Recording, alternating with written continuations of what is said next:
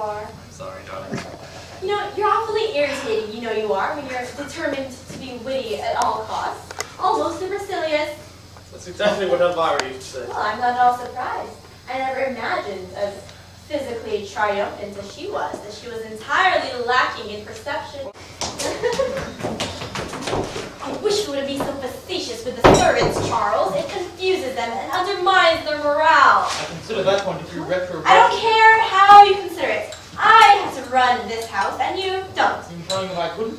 Well, you're at liberty to try. That's not true. I told you about how physically attractive she was. Your whole being is devoured with jealousy. Oh, this is too much! Women.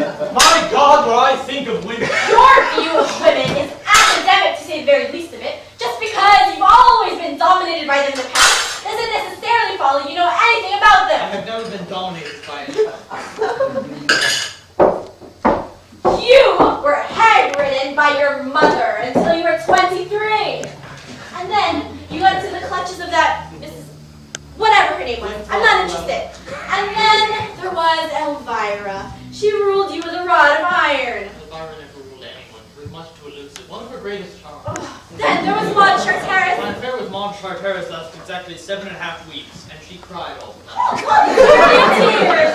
And then there was... Ruth, if you find it necessary to make as an inventory of my sex life, I feel it only fair to tell you that you have missed out several episodes. Do you realize what your insane amateur muddling has done? I've been a professional since I was a child, Mrs. Funderman. Amateur is not a word I can tolerate. Well, it seems to be the height of amateurishness to evoke malignant spirits and not be able to send them